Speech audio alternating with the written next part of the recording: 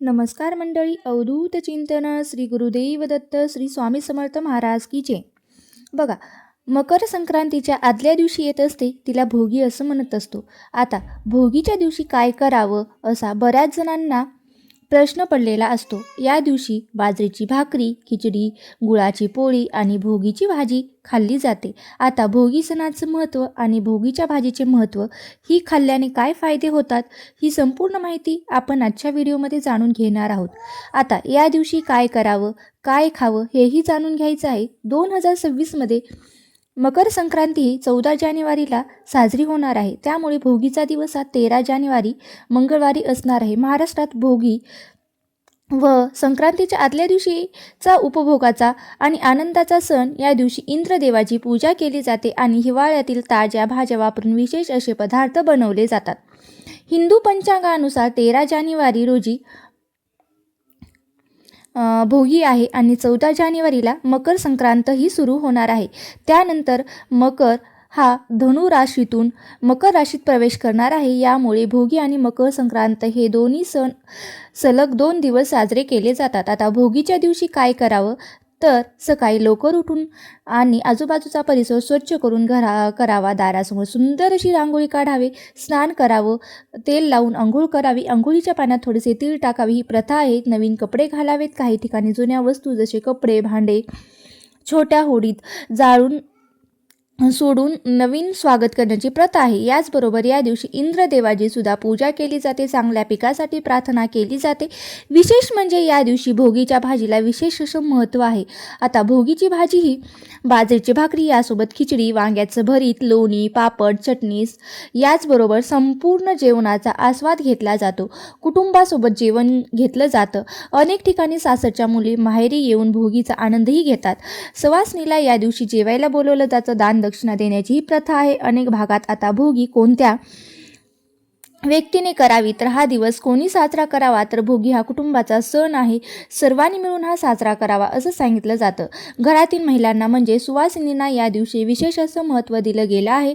या दिवशी भोगीची भाजी बनवतात. भोगीची भाजी बनवताना भोगीच्या भाजीत सर्व प्रकारच्या भाज्या टाकल्या जातात. त्यामध्ये मेथी, कांद्याची पात, वाटाण्याच्या शेंगा, तुरीच्या शेंगा, हरभऱ्याचे ढाळे, पुन्हा चिंच, बेसनचं पीठ यापासून जी भाजी बनवली जाते त्याला भोगीची भजी असे म्हणतात. हे आमच्या मराठवाड्यात म्हणजे लातूर विभागाकडे अशी भाजी केली जाते.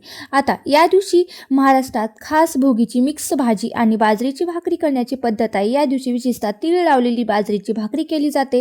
काही ठिकाणी सासरच्या मुली भोगी सणाचा आनंद घेण्यासाठी या दिवशी माहेरी येतात असं सुद्धा म्हटलं जातं. इंद्रदेवाने धरतीवर उदंड पीक पिकावी म्हणून प्रार्थना केली होती. म्हणून पीक वर्षानुवर्ष अशीच पिकत राहावी या प्रार्थनेसह भोगी सणाची प्रथा आहे. आता या दिवशी काही राज्यामध्ये लहानशी होळी पेटून त्यात काही वस्तूंची आहुती सुद्धा दिली जाते. या दिवशी करण्यात येणारी भोगीची भाजी ही खूप पौष्टिक मानली जाते, तर त्याचे फायदेही आहेत. भोगीची भाजी ही हिवाळ्यातील ताज्या भाज्यांची जसे पावटा, हरभरा, वाल, घेवडा, गाजर, वांगी, मटार इत्यादींची मिश्रित भाजी असते. यात शेंगदाणे, तीळ आणि ओले खोबरे सुद्धा घातले जाते, ज्यामुळे ती अधिक पौष्टिक आणि आरोग्यदायी सुद्धा बनते.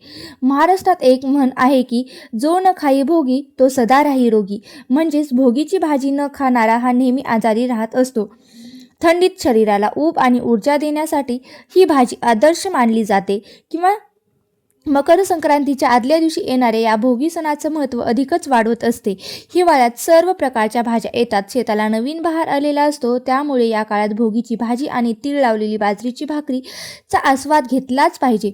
या पदार्थापासून आपल्याला उष्णता तर मिळतेच, त्यामुळे शरीर पुन्हा वर्षभर काम करण्यास सज्ज होत असतं. संपूर्ण भारतभर हा सण खूप आनंदाने उत्साहाने साजरा केला जातो. या सणाला देशभरात वेगवेगळी नावं आहेत.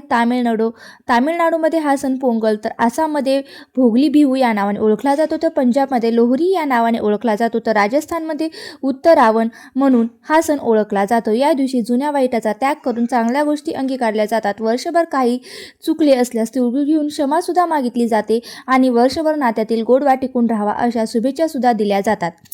शरीराला उष्णता आणि ऊर्जा मिळावी यासाठी भोगीच्या दिवशी विशेष महत्त्व आहे. शिवाय भोगीच्या दिवशी खाल्लेल्या या भाजीने आणि त्यातील फायबरमुळे पचन चांगलं राहतं आणि विटामिन्स मिनरल्स मिळलेली ही भाजी भोगीच्या दिवशी खाण्यास विशेष असं महत्त्व आहे. शिवाय यामुळे हृदय आणि रोगप्रतिकारक शक्ती वाढत असते, त्वचा आणि हाडांनाही फायदा होत असतो, वजन नियंत्रित राहतं आणि डायबिटीजसाठीही ही भाजी खूप महत्त्वाची मानली जाते.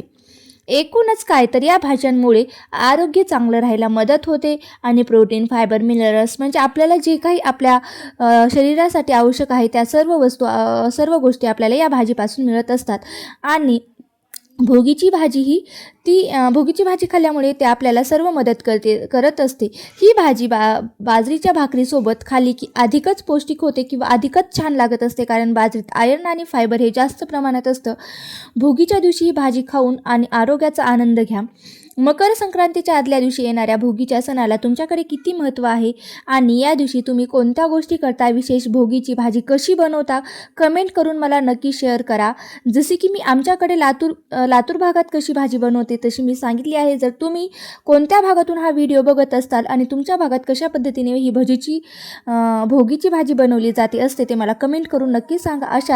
असा जर तुम्हाला माहितीपूर्ण व्हिडिओ आवडला असेल तर नक्की माझ्या चॅनलला सबस्क्राईब करून घ्या. तुम्हाला असेच नवनवीन माहितीपूर्ण व्हिडिओ पाहता येतील आणि तुम्ही हा व्हिडिओ शेवटपर्यंत पाहिला असेल अशी मी आशा करते. धन्यवाद. श्री स्वामी समर्थ. जय जय स्वामी समर्थ.